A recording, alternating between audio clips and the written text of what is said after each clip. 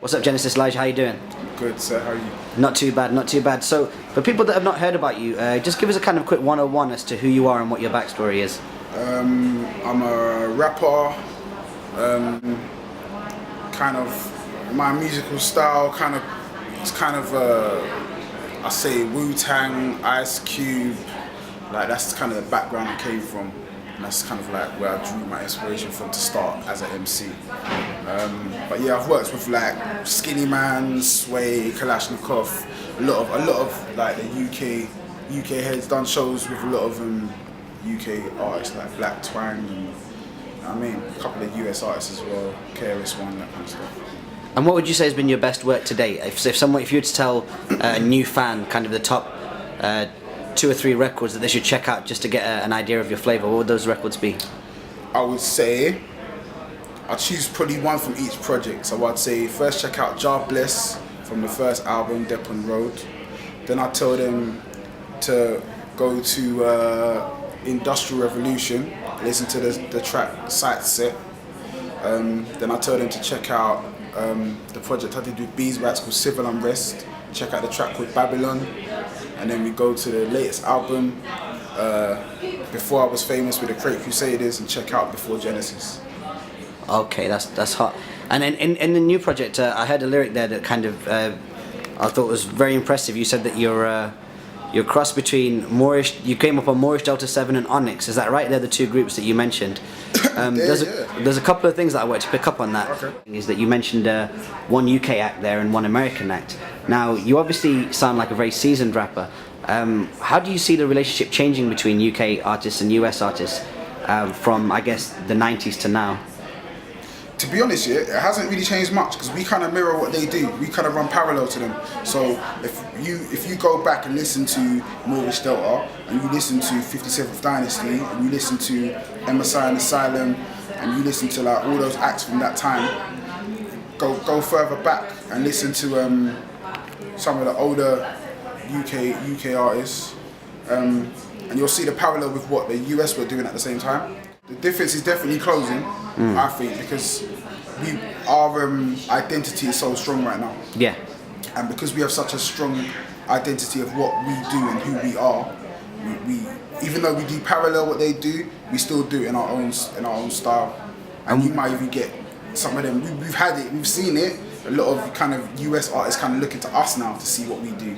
And you're seeing it with a lot more respect. So you'll see with tracks with P Diddy and Skepta, you know what I mean, that kind of thing happening. And you'll see that a lot more because they're understanding that we're a force to be reckoned with. Are you happy to be an independent artist right now? Is this a good situation for you, or do you think that there's still a lot of room in the corporates for artists like yourself? At the moment, I wouldn't say I like my independence to make the music I want to make, and I would never change my artistic freedom to be part of a label or to get extra backing, because I really do enjoy what I'm doing.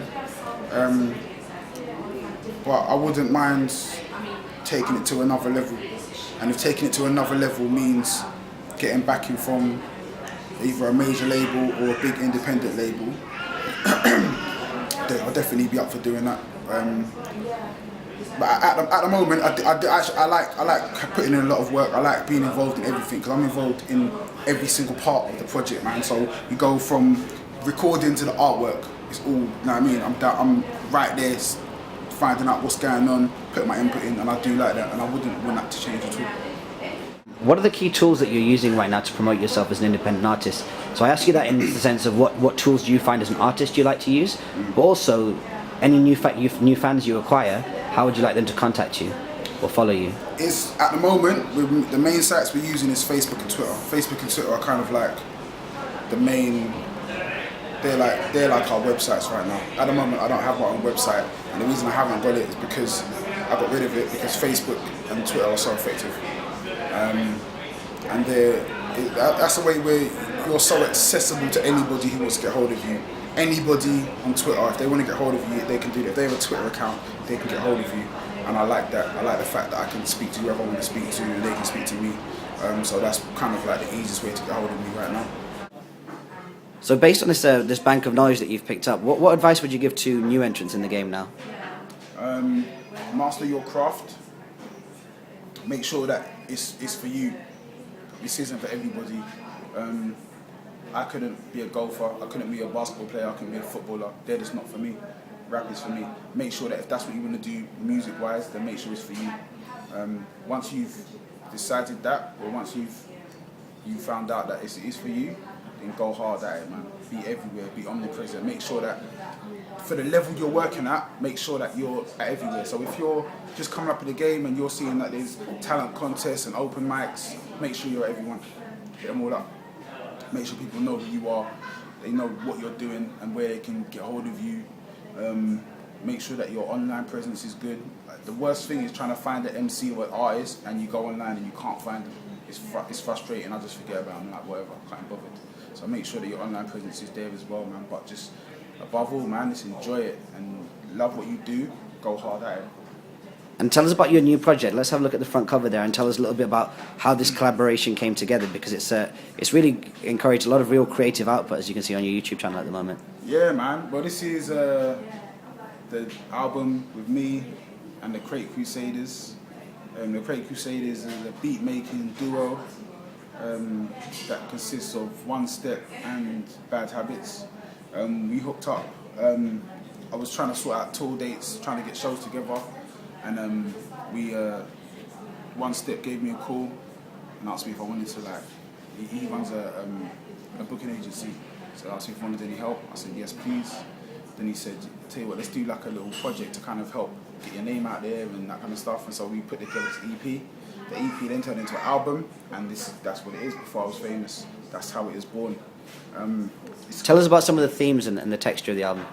The theme is, like, to be honest, if you look at it, it kind of almost tells you like what it's about, and even the title is like, before I was famous. It's kind of like the famous part is kind of being ironic with it. Right. I'm not going to be famous after this, but it's like before this point. So before this came out, it's my life before that.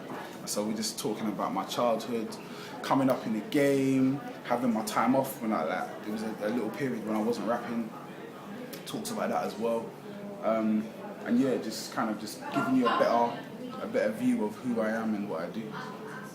And in terms of musical styles, is there any musical styles that you've not experimented with yet that you'd like to? I kind of like want to go back to more dancehall stuff, really. Okay.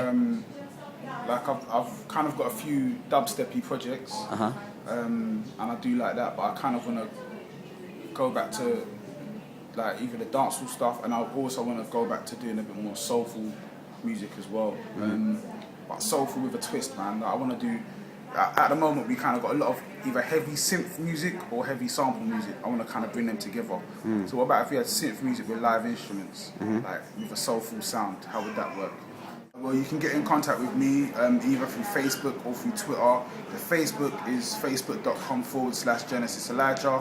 The Twitter is twitter.com/Genesis Elijah. I've also got the YouTube page as well, Genesis Elijah TV. Check that out.